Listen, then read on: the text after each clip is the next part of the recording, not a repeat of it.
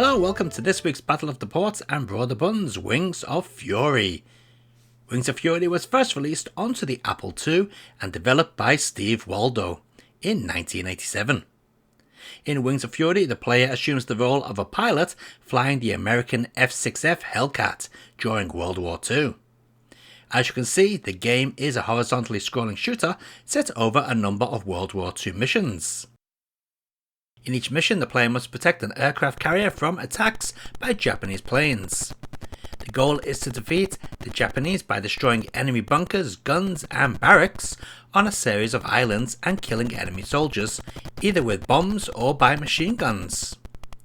The weapons to complete these objectives, besides machine guns, are a limited number of bombs, rockets and torpedoes. On some missions, the player must also sink Japanese vessels, such as destroyers, battleships and aircraft carriers. The player has a finite amount of fuel and munitions, which can be replenished by returning to the carrier. The player's aircraft can be destroyed by accumulating damage from enemy fire or by crashing into the terrain.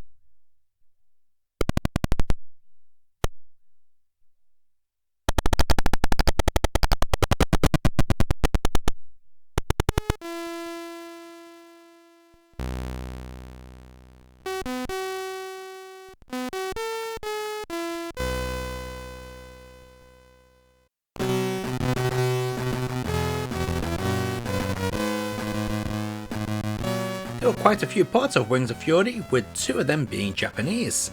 But first let's start off with the Commodore 64 version. This particular version is from disk, so loading isn't too bad. The game has quite the facelift over the Apple II version, and also quite a bit more audio as well. The controls have also been changed. The Apple II version could use a separate button for guns and bombs. In the C64 version, if you tap fire, you'll drop a bomb. Holding fire will activate your guns. This works rather well. The main controls though are quite odd. They're kinda like the Apple II, where pushing left or right will give you throttle in that direction, while also pushing left or right plus up or down will maneuver your plane. Turning is accomplished by just pushing left or right without up or down. Sounds complicated, but you'll get used to it. The thing is, in the C64 port, the controls seem less responsive, leading to a game that is a bit of a chore to handle.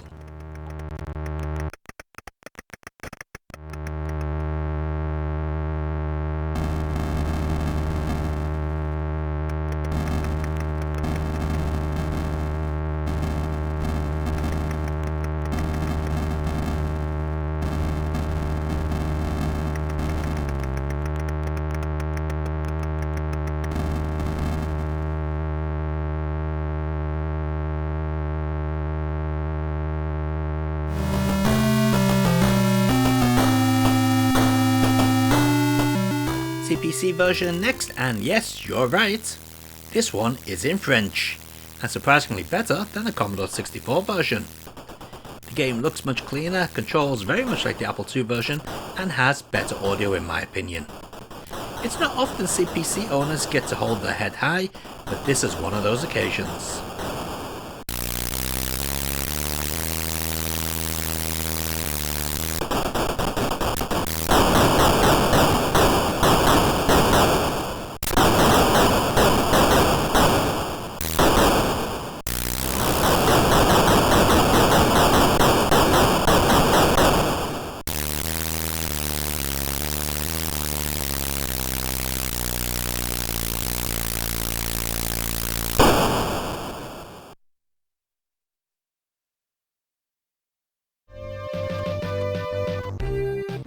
Amiga time next, and I'd love to hear the excuses as to why this one scores worse than the Amstrad CPC.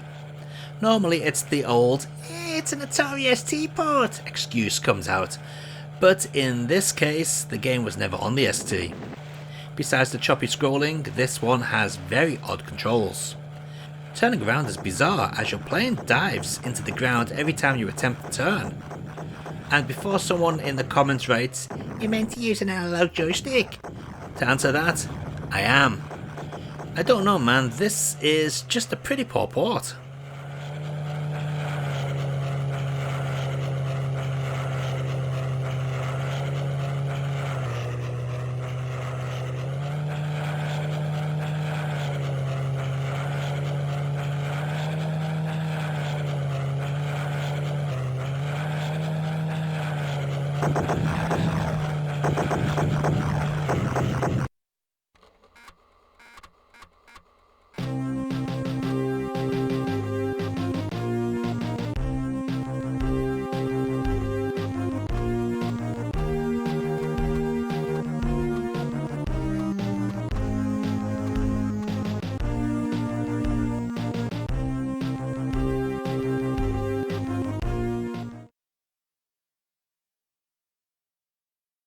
Next up is the MS-DOS release that comes in a variety of graphic modes such as EGA, CGA and VGA, which is what we're looking at here. Sadly, I couldn't get the sound to work with this one. The good news is that the game plays very much like the Apple II version, which is no bad thing. It's just a shame I'm awful at the game.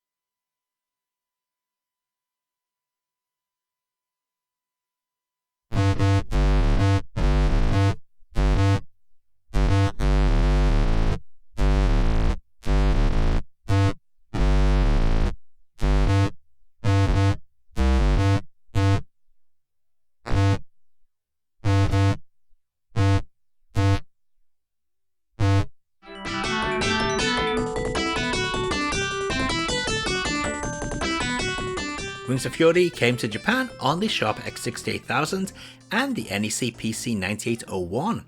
Sadly, I can't find a copy of the NEC version, but I do have it for the Sharp. In this version, you're flying the Japanese Zero plane against the US, presumably. The presentation is the best yet, but it's rather choppy, especially for a machine that can produce arcade quality games. I'm not sure what's going on here. Playability wise, yeah, it's not bad. The controls are as you'd expect, and all seems well. I still suck at the game though.